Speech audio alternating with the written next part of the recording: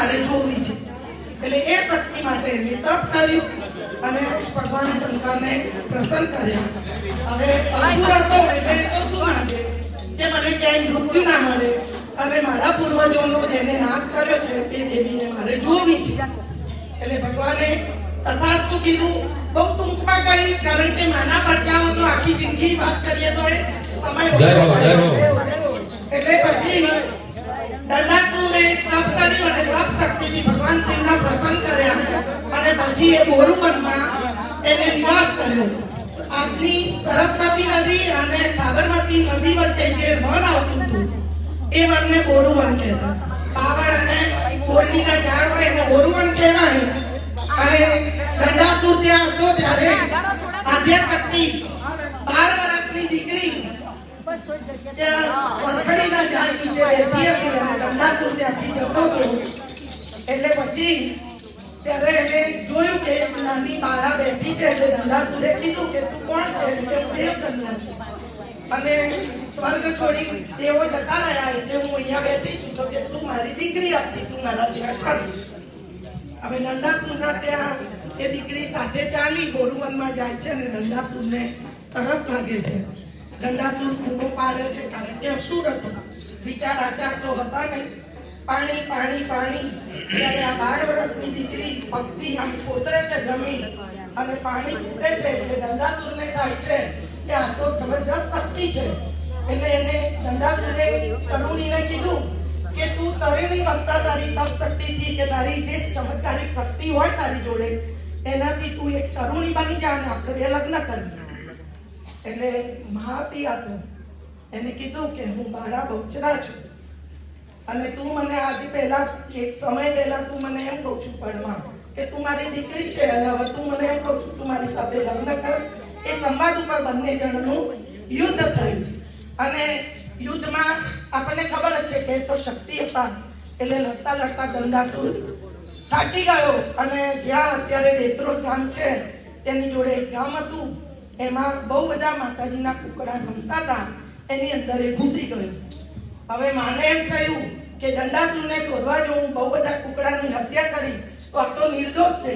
એટલે માએ પોતાનું કંકુ લીધું અને બધા કુકડાઓ ઉપર છાંટ્યું. એટલે બધા કુકડા રંગબેરંગી થઈ ગયા અને દંડાસુર બહાર ગયો. અને આપણા અમુક હદ હોય કે એને તો વરદાન માંગ્યું હતું કે હું જમીન ઉપર નહીં, આકાશમાં નહીં, પૃથ્વી ઉપર નહીં, પાતાળમાં નહીં, રાત્રે નહીં, દિવસે નહીં, હું મરું નહીં. એટલે દંડાસુર ઉડવા માંડ્યો. હવે કુકડાની તો માએ કુકડા ઉપર સવારી કરી છે. કુકડાની એક હદ હોય, અમુક અંતર સુધી દોડે. એટલે મા મયુર ઉપર બેઠા અને મયુર ઉપર બેસી અને નહીં આકાશ, નહીં પાતાળ, નહીં પૃથ્વી અને વચ્ચે એમને દંડાસુરનો સંહાર કર્યો. અને એટલે આપણે કહીએ છીએ કૂદકૂદ કરી આલો કરુણા ચાલે. બરોબર? એટલે એ કુકડેશ્વરી માં છે ને એવા તો માના કેટલાય પરચા છે.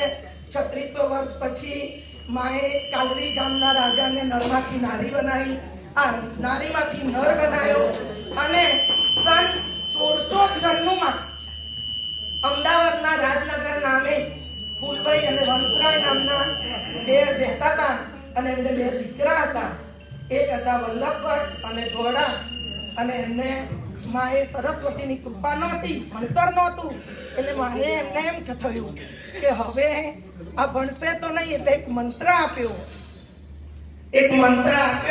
અને કે તમારે આની જોડે કરવું કે ગમે તે જેવી શક્તિ આપી કે તમારે આની જોડે રમવું, નાનું પસંદ કરવું. હવે ધોળા અને વલ્લભભટ્ટ એ બંને ભાઈઓ હતા અને સતત માની સ્તુતિ કરતા. અને આ બાજુ 13 વર્ષના થયા છે. મા બાપ જતા રહ્યા અને ઓરડામાં રમતા હતા ત્યારે એક દિવસ દેવી શક્તિનો આહવાન થયું અને એ શક્તિ જોઈ અને વલ્લભભટ્ટ ડરી ગયા. ત્યારે દેવીએ કીધું કે ડરશો નહીં, હું તમારી માં છું. એટલે માં શબ્દ આવે એટલે દરેક બાળક એક કેવું અનુભવે કે ભાઈ નિડર થઈ જાય માની જોડે. એટલે પછી માએ કે તમે મારી સ્તુતિ કરો. એટલે વલ્લભભટ્ટે કીધું માં અમે તો અમને તો કશું આવડતું નથી, ના મંત્રમ ના સ્તોત્રમ, મને કશું આવડતું નથી. ત્યારે માએ એના માથે હાથ મૂક્યો અને એમના જોડે વાણી પ્રગટ થઈ અને એમના બધા વિદ્યા પ્રાપ્ત થઈ. અને એનાથી વલ્લભભટ્ટ તે વખતે 13 વર્ષના હતા અને આનંદનો ગરબો એમને રચના કરી અને એ અત્યારે આપણે માતાજીની સ્તુતિ જ કરીએ છીએ. એ આનંદનો ગરબો, કારણ કે માતાજીએ કીધું કે માં મારું તો હું તો પાવન થઈ ગયો, પણ માં જગત પાવન થાય એના માટે મને કંઈક આપો. અને આ માએ ખુદ વલ્લભ ભટ્ટના મુખે આનંદનો ગરબાની રચના કરી. એટલે 1696 એવા તો માના અનેક પ્રચાર છે, આજે પૂરા નહીં થાય. બોલો વલ્લભ ભટ્ટની જય. અને નાગસંગાના છડીદાર છે એટલે જ્યાં શક્તિ હોય ત્યાં વીર હોય. એટલે માની પૂજા કરીએ ત્યારે નાગસંગની પૂજા થાય. બોલો નાગસંગા.